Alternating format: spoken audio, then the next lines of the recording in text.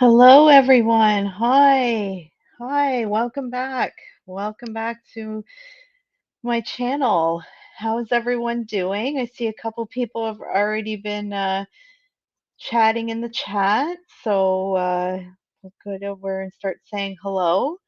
Hi, Unicorn Farts. You 12:30, you'll do your best to stay awake.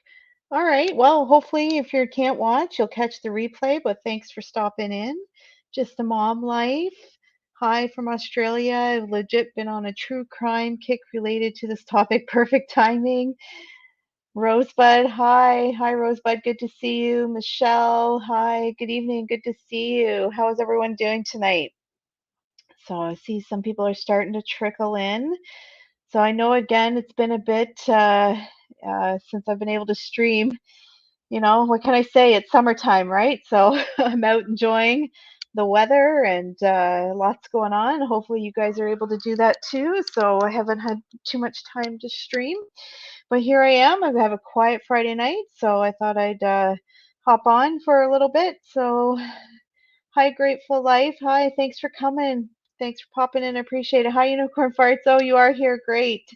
Thank you. I'm doing well. I'm doing well. So those of you who caught my last stream, I mentioned that I had a bit of an injury. I pretty much fully recovered from it. Still a little bit of discomfort in my knee, but for the most part, I'm fully recovered. So I'm happy to report that. So, all right. It's pretty hot and humid where I am today. I don't know what the weather's like where you guys are. So we're apparently going to get a thunderstorm. Hopefully it will break this humidity. All right. So um, just wanted to talk about a couple of housekeeping items before I get started. Sorry, I got to close my screen here. Um, I'm finishing up a math course that I have to take to go into my fourth year, and I was working on it early today, so I got a couple of my screens open from that. So tonight I'm going to be talking about sociopaths, specifically the difference between female and male sociopaths. So there's a few differences between them, and the differences in the behaviors that they display. And the reason why I'm talking about this particular subject tonight is for those of you who are a part of Girl World, there's been a lot of stuff happening and a lot of not good stuff happening. And I've seen the word sociopath being thrown around a lot, especially relating to Chantel and Amber Lynn and, some people that are kind of girl world adjacent. I just wanted to dive into this a little bit, hopefully offer some people a little bit of a clear understanding of what sociopathic behaviors are, how you can recognize them. And again, as always, I base everything I'm saying as coming from the DSM-5, right? That's kind of my holy grail as a psychology student. I go from there. What does the DSM-5 say or not say about this? And then I build from there. So that's what we're going to be talking about tonight. And just going to give you my little disclaimer. So, as always, I'm not diagnosing anyone. I am not dispensing any type of medical, psychiatric or psychological advice or treatments. I'm just talking about behaviors that I see on the internet and how they may apply in possible case study scenarios. Okay, so all you lurkers, say hello in the chat. I promise you won't get bit. So. All right, so we're going to take another ride through the asylum. I'm going to ask everyone if they can please stay seated, secure any loose items, keep your arms and legs inside the vehicle at all times, and remember, we do not poke the crazies when out in real life, right? We're just here to observe. So, okay, so talking about sociopaths. So, general definition of a sociopath or someone who displays sociopathic characteristics, failure to conform to social norms concerning lawful behaviors, such as performing acts that are uh, and could be oh my god, let me start again. Failure to conform to social norms concerning lawful behaviors, such as performing acts that could be grounds for arrest, deceitfulness, repeated lying, use of aliases, conning others for pleasures or personal profit, impulsivity, or a failure to plan. Okay, so that's kind of the broad definition if you were to Google sociopath. Let me just get back to my screen here. And I just want to do a volume check. Can you guys hear me okay? If you can just say in the chat whether my volume's okay. I've got my headphones on, so hopefully I've, not been yapping away and you've been able to hear me all right. So if you need me to turn up, turn down, just let me know, okay? So now going into the DSM-5 and talking about sociopaths. So, uh, to, sociopaths are not actually defined in the DSM-5, right? I think most people kind of know that. Same with psychopaths, right? So they're kind of a description of behaviors that we see. So the general criteria, so sociopaths fall under a personality disorder, and usually that is anti-personality disorder. That is, most sociopaths would be diagnosed with antisocial personality disorder. So when we're looking at the general criteria for a personality disorder in the DSM-5, okay, and I'm just switching between two tabs here, so I apologize if there's a little bit of a delay. So actually, I will share my screen. I'll share this page from the DSM-5 so that you guys can see it along with me. All right.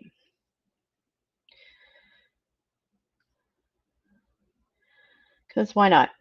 So the page I have up is kind of a shows the difference between the DSM-4, the criteria for the DSM-4, and then the DSM-5. So we're obviously we're anything we discuss comes from the most current version, which is the DSM-5. Okay, so when it comes to talking about criteria for a personality disorder, can you guys see that? Okay, let me know if you can't. I'm just going to enlarge it here.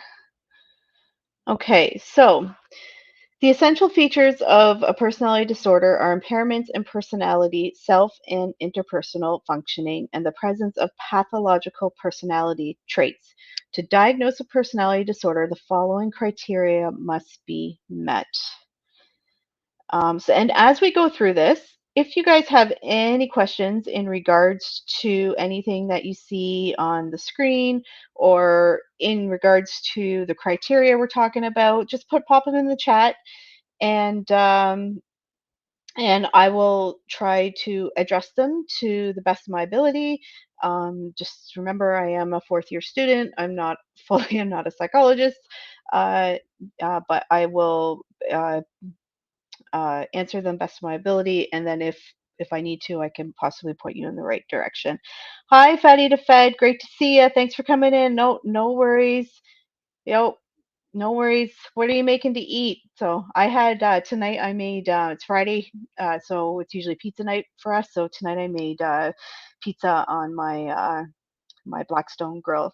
It's not a Blackstone. I have a different name brand, but I just say that so people know what I have. And I tell you, it's best pizza ever, making it on a grill. So if you have one of those grills, I suggest you try it. So good. All right. So back to sharing the screen, or I'm gonna make the screen bigger so I can see it. Okay, so so this is just, we're talking kind of general criteria for personality disorder only. So significant impairments in self, so identity or self-direction, and interpersonal empathy or intimacy functioning. One or more pathological personality trait domains or trait facets. The impairments in personality functioning and the individual's personality trait expression are relatively stable across time and consistent across situations. The impairments in personality functioning and the individual's personality trait expression are not better understood as normative for the individual's developmental stage or sociocultural environment. The impairments in personality functioning and the individual's personality trait expression are not solely due to the direct physiological effects of a substance, so example, drug abuse, medication, or a general medical condition, example, someone suffering from severe head trauma. And, sorry, I'm going to scroll down so I can get to the rest of it here. God, I really need to get my little office set up so I can have two screens going here. And let's scroll down. Okay. Oh, no, of course, I went up like too many pages. All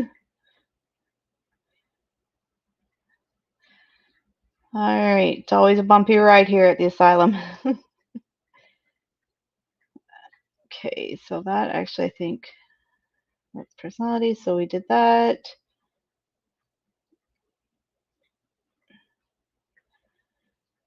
Okay, so that's the criteria to cover a general personality disorder.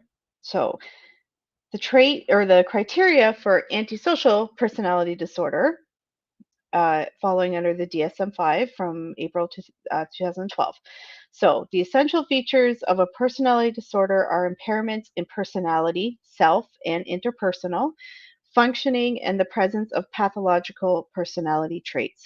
To diagnose antisocial personality disorder, the following criteria must be met: significant impairments in personality functioning manifest by impairments in self functioning, either A or B. So, either A in their identity, so egocentrism, self esteem derived from personal gain, power, or pleasure. Rudy, stop. Sorry, my dog. Or B, self direction, goal setting based on personal gratification, absence of pro social internal standards associated with failure to conform to lawful or culturally normative ethical behavior. Oh, that's a mouthful. And impairments in interpersonal functioning, A or B. So, empathy, lack of concern for feelings, needs, or suffering of others, lack of remorse after hurting or mistreating others. B, intimacy, incapacity for mutually intimate relationships, as exploitation is the primary means of relating to others, including by deceit and coercion, use of dominance or intimidation to control others. All right, just popping back into the chat here.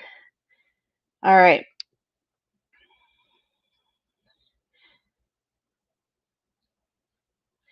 So, pathological personality traits that fall under antisocial personality domains are antagonism, which are characterized by manipulativeness, so frequent use of subterfuge to influence or control others, use of seduction, charm, glibness, or ingratiation to achieve one's ends, deceitfulness, dishonesty, fraudulence, misrepresentation of self, embellishment, or fabrication when relating events, callousness, lack of concern for feelings or problems of others, lack of guilt or remorse about the negative or harmful effects of one's actions on others, aggression, sadism, hostility, persistent or frequent angry feelings, anger or irritability in response to minor slights and insults, mean, nasty, or vengeful behavior.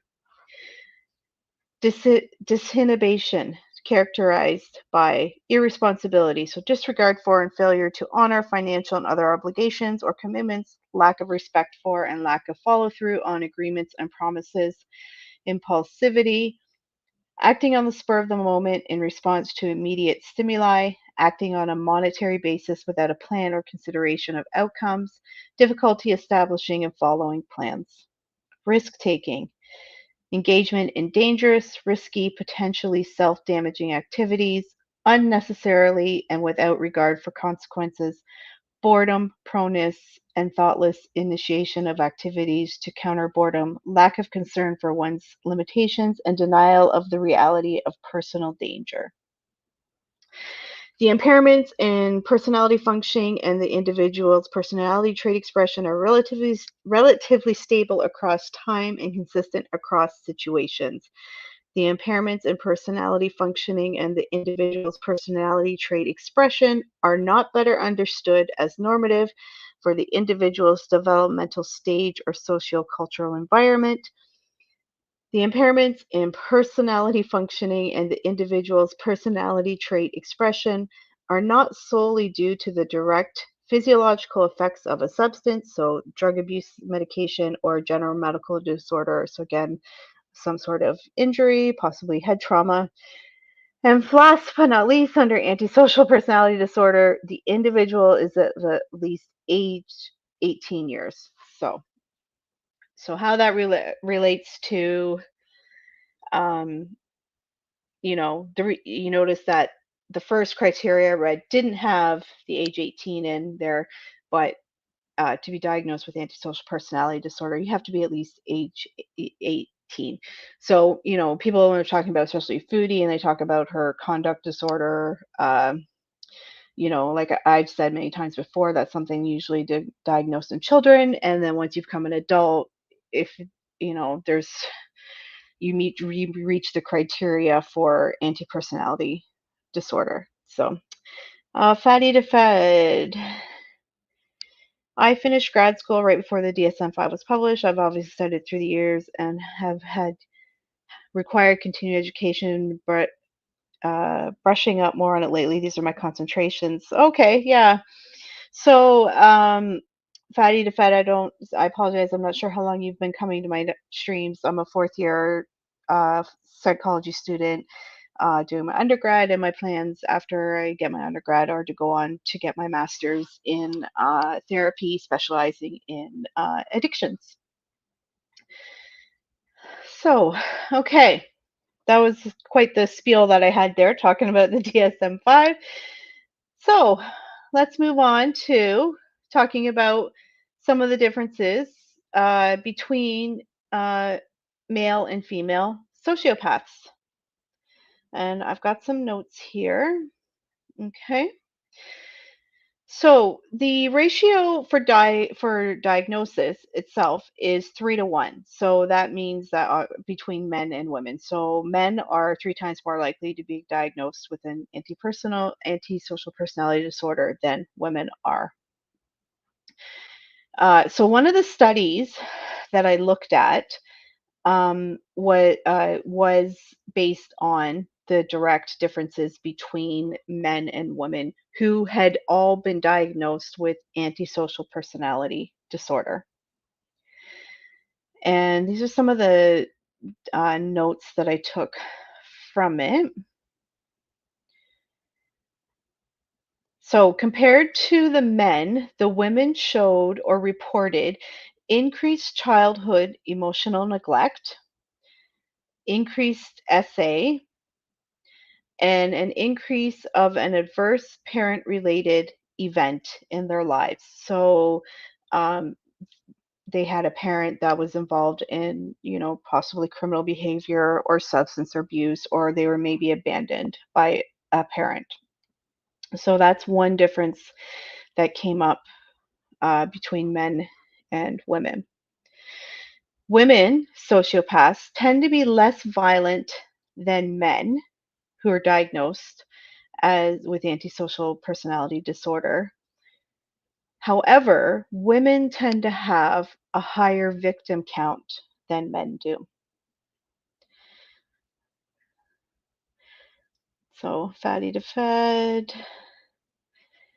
Funny girl, are you familiar with the DSM-4? Why do you feel there is so much controversy surrounding the changes, especially language and such, when DSM-5 was published? I do feel it's too compartmentalized. Fatty to Fed, when it comes to the differences between the two, I actually don't know of specifically of what the differences are, because the DSM-5 is the only one that I have studied um, in my schooling. Uh,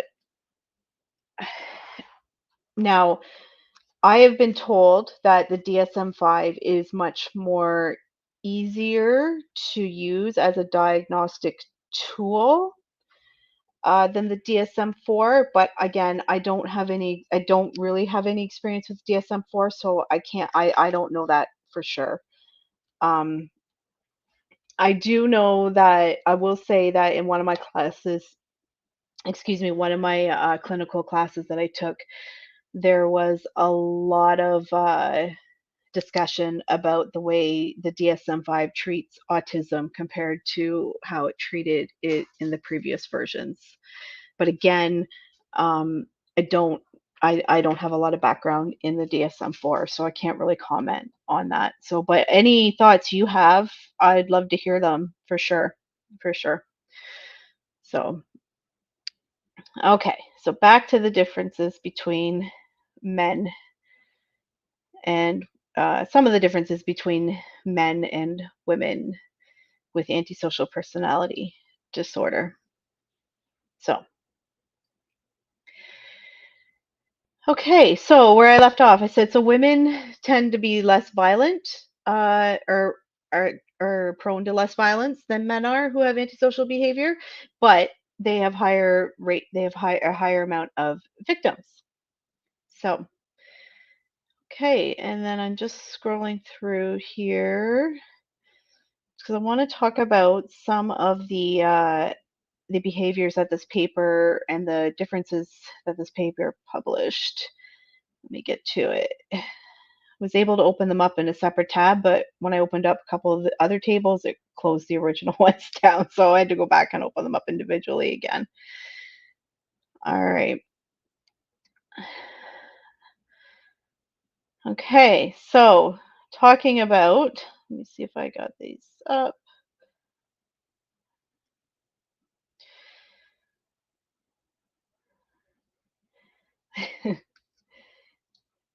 I'm not a, I know I noticed that Fatty Defed said she was having seafood. I'm not a seafood lover.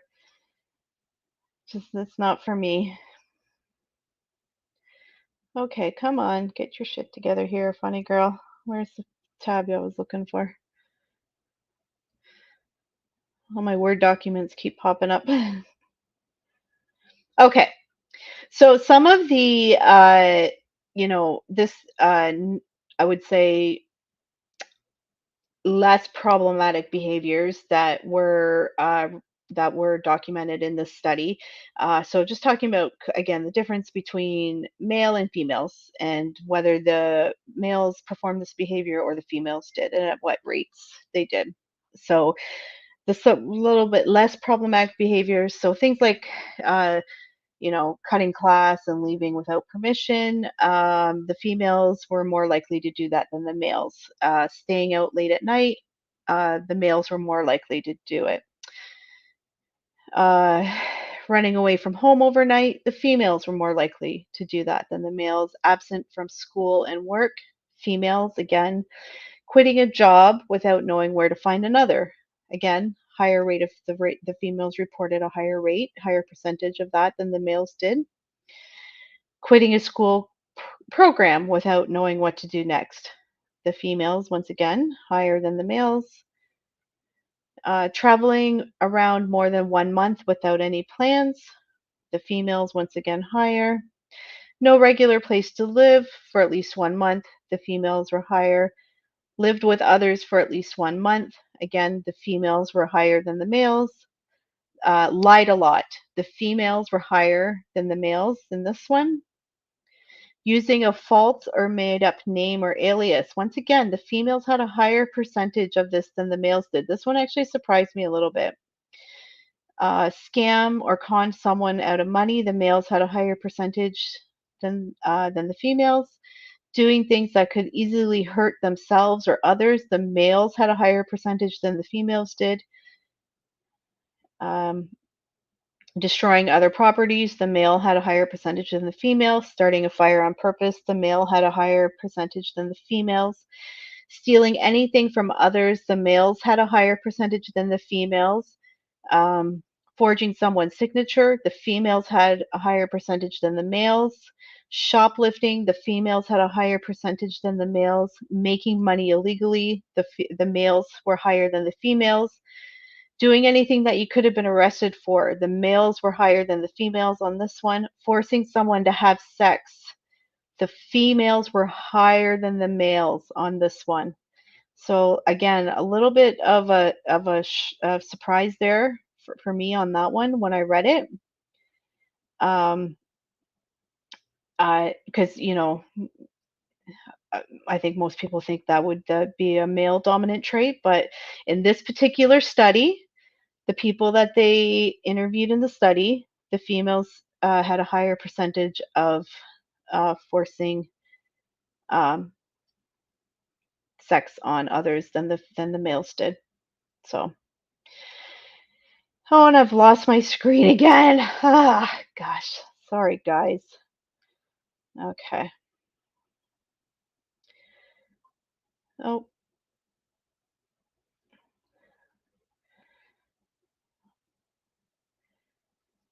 all right. Let's continue down the list.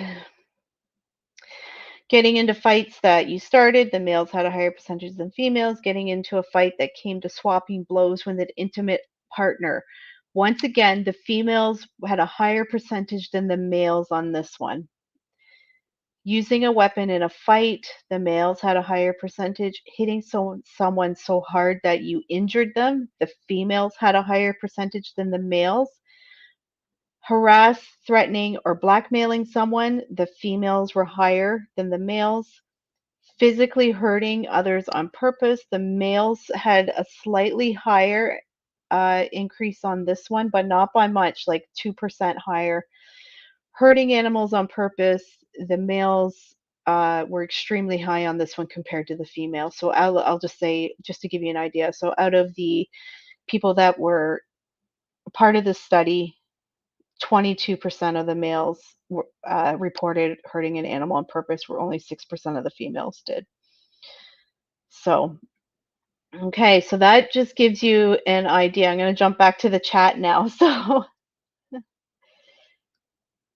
okay, all I can, unicorn farts, all I can see is Chantel while you're reading this out. Yeah, no, definitely there are a lot of personality uh, traits that, I think are really recognizable with the behaviors you see online, right? That's why I wanted to talk about this. So, definitely see lots of familiar things, don't we? So, okay, and then the one that kind of the last thing I wanted to address from this study uh, is again kind of to talk again. We're talking about the differences between males and females who have been diagnosed with anti-personality disorder. So again, we're talking about some things um, that were not included in that first table I read. So this is another table uh, uh, um, that was published within the study. So failure to conform to social norms with respect to lawful behavior. So this one was pretty much even across the board. 99% of both the men and women reported that they did not conform with social norms with respect to lawful behavior. Um, Deceitfulness, the women reported higher than the men on this one. Impulsivity, failure to plan ahead, again, the women were higher on this one. Irritability or aggressiveness, the men were higher on this one than the women were. Reckless disregard for safety of self or others, the men reported higher on this one. Consistent irresponsibility, the women reported higher on this one than the men. and a lack of remorse. The men reported higher on this one than the women did. Okay. And then let me just, okay.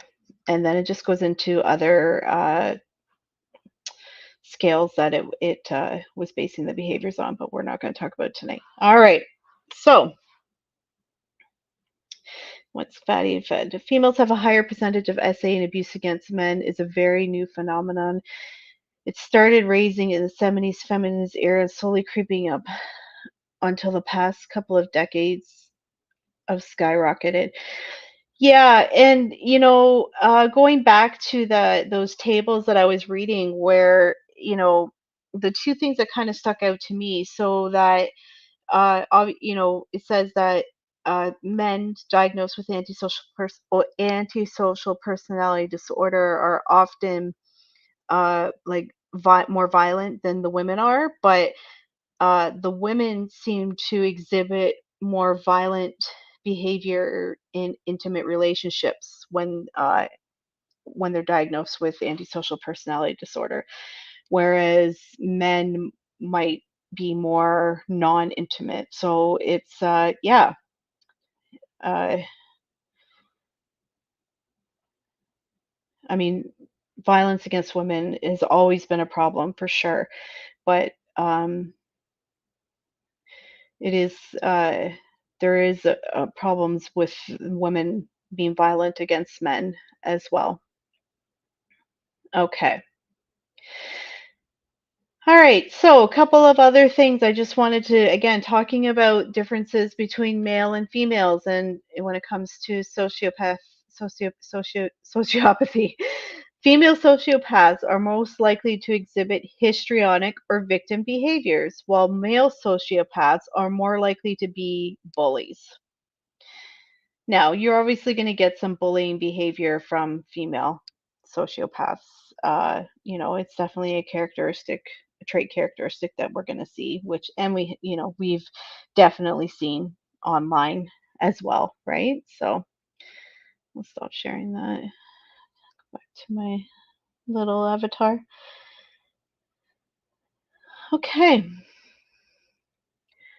So now I'm going to talk about some other things that, kind of break all of that stuff that I just kind of mumble jumbled out there, you know, just breaking it down a little bit more. So,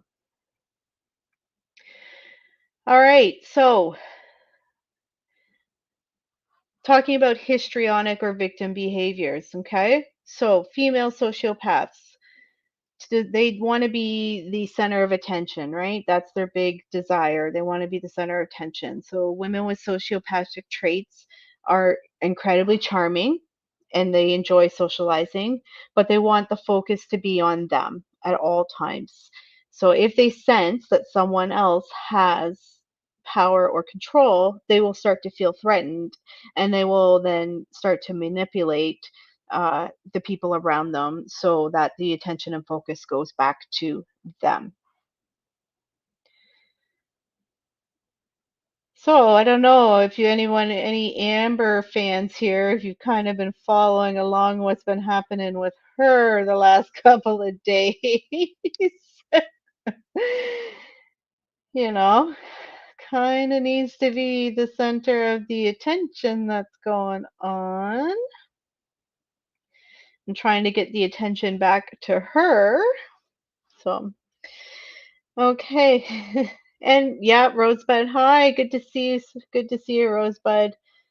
Um, okay, so the next thing, uses physical appearance to gain attention. So sociopathic women may also rely on their physical appearances to impress or lure others in, especially if they're considered conventionally attractive.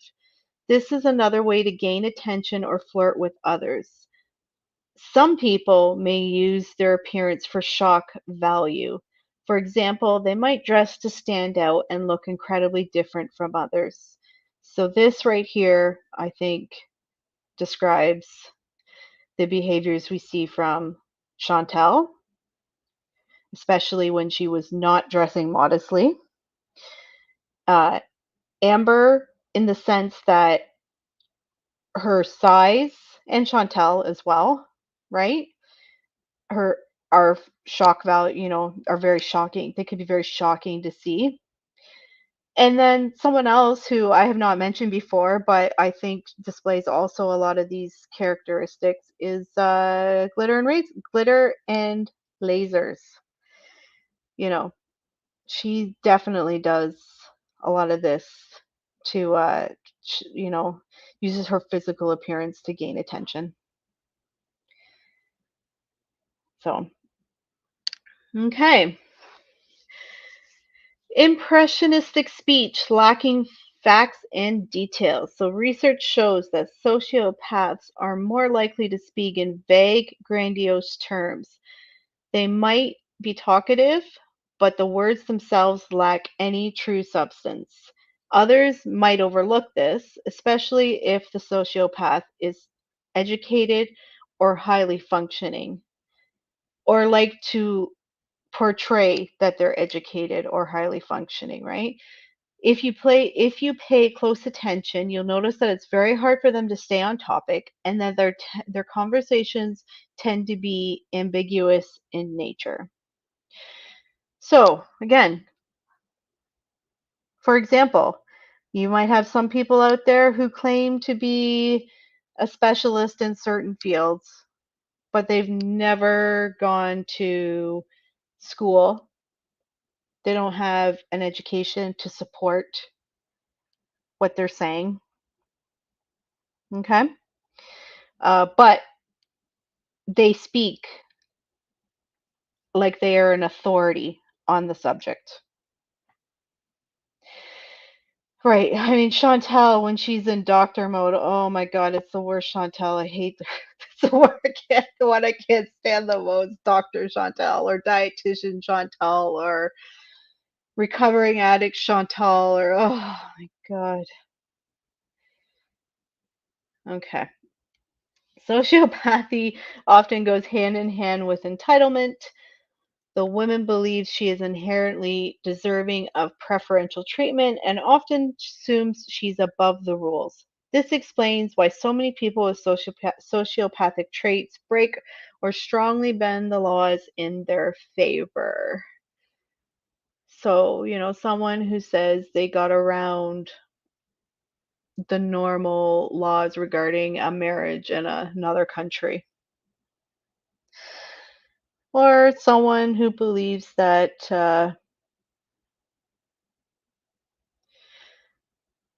it's okay for them to intake an illegal substance while driving, something like that.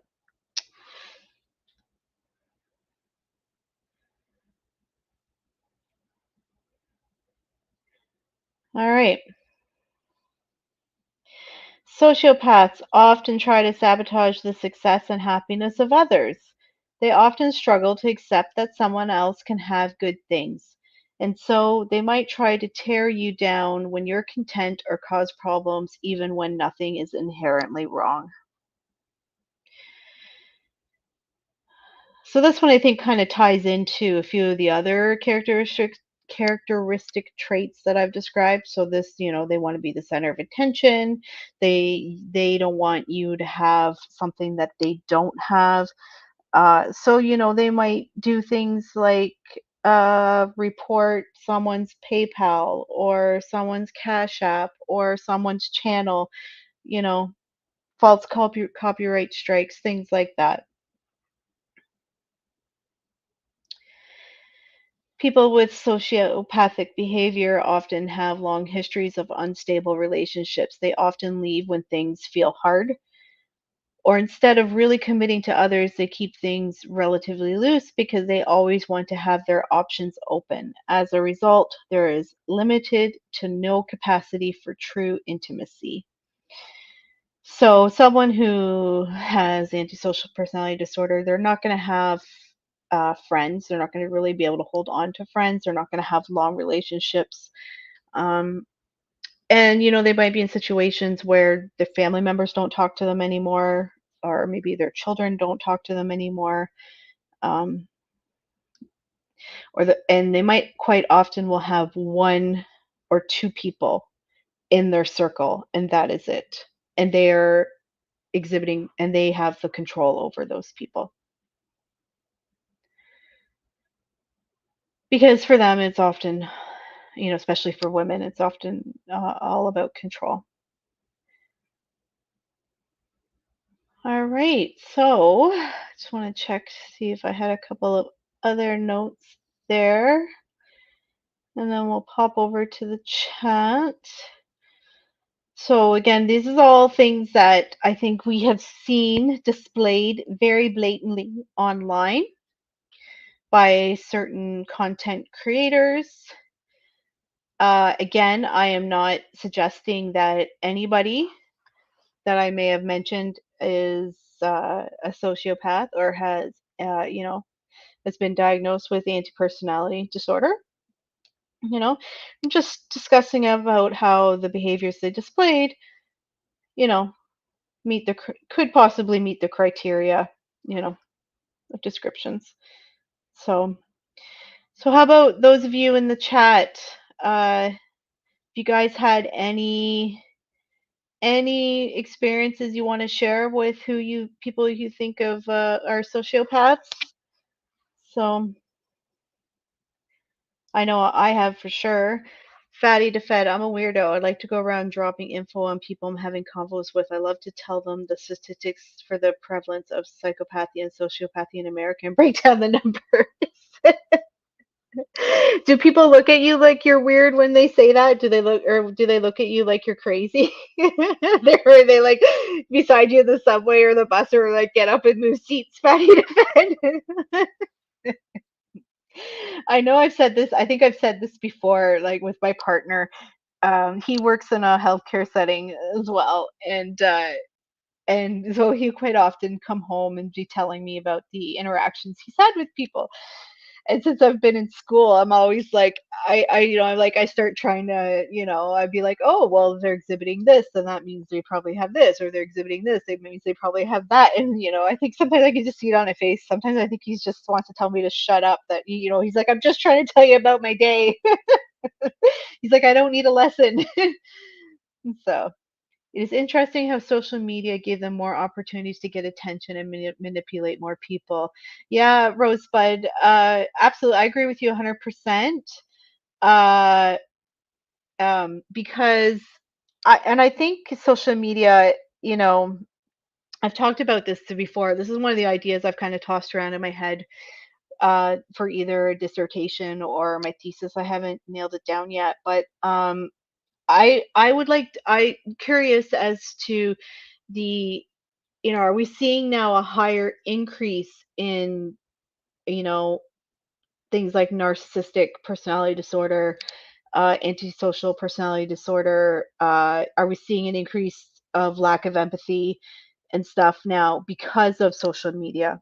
And because, it's so easy to get attention online now, whether it's good attention, bad attention, right? Like, we've talked about this before. If something went wrong before, it might be years ago, it might have been a small article in a newspaper and then it's gone, right? But now, like, it's the internet forever and everyone wants to go viral, and, whether it's for good or bad, so, talking about, you know, addictions that people or harmful behaviors that people have, the internet, I'm sure it won't be long before internet addiction is becomes part of a diagnostic criteria. But Foodie, her number one thing is attention, and I think for Amber it is too, absolutely. So we can't diagnose because it's unethical, but I can definitely have my personal opinions. Yes, exactly, Fatty to Fed. Yeah, yeah.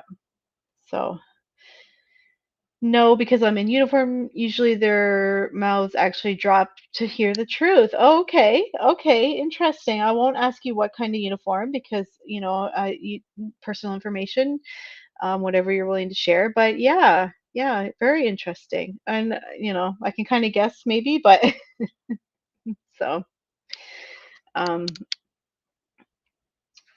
okay, what's Rosebud? All right. Okay, well, that's kind of everything I had tonight. I just wanted to, talk a little bit about sociopaths and antisocial personality disorder and, how it relates to the behaviors we see online. As I've said before, I'm trying to keep these to about an hour and, you know, I try to educate a little bit along the way, but, you know, uh, if anyone has any questions, feel free to pop them in the chat or again, any comments that they might have. Um, in regards to the Amber stuff, are you got a lot of you guys kind of caught up of what's happening with Amber? I was thinking about doing a video about it, but a lot of it, a lot of a lot of it kind of it twines into what I'm talking about here tonight. Uh, I think that you know that that the couple that Amber got involved with, you know, they initiated this entire thing as a troll, apparently, which to me is just absolutely disgusting that you would do something like that. But, you know, now they're complete, to my opinion, they're completely clout chasing off of it. Again, was the only reason I think they did it. Now, uh, some people are out there defending Amber and her reaction. But to be honest, I think they're all crappy people. How Amber handled that whole a relationship, quote unquote, with that uh, married person and the stalkerish behavior she exhibited during it, that's all very problematic as well. So, and Foodie displays those very same stalkerish behaviors, and that is one thing I think I am gonna dive into. It's one of my topics on my list is that type of stalkerish behavior. So, we can add that to the list to discuss on another day. But, you know, so if you have any questions about sociopaths, drop them in the comments below, and I'll try and get to them. Thank you guys all for coming out again tonight. Oh, Fatty the Fed. Oh, I'm a criminal psychologist, profiler, and forensic psychologist for the feds, currently Homeland Security fighting trafficking. Oh my gosh, that's like I would my dream job. I dream, I love forensic psychology. I'm not going to be able to get into it because, it's just I don't have enough time, I don't think, left in my career path because I am, 49 years old and just getting my undergrad. But I such a true crime buff, and you know, and I've recently took several courses in human trafficking, and so that's just kind of become a new subject that I'm passionate about too. So um, I would, I might have you, one day if you feel comfortable, I would love to do some more chatting with you. Uh, I don't know if you're on Twitter, but if you want to DM me out on Twitter, Funny Girl 1920 is my name out there too. But if not, just having you in my chats here and my streams is enough. Absolutely. But I have a feeling I could learn a lot from you, a lot. So yeah, and I'm sure you are very worse dealing with worse society. Yeah, I'm sure you are. I'm sure you are. So, um, I never thought of the person that turned on me to be sociopath, but she was jealous of me and spread so many lies on Facebook. Basically turned to the whole village against me that I had to close my business because of it. But thinking back, she definitely falls into that category. Yeah. Oh, I'm so sorry to hear that, Unicorn Farts. That's horrible. That's horrible. So, yeah. I'm sorry that you went through that, and that's the problem with people with antisocial personality disorders. They can destroy lives, um, and often not.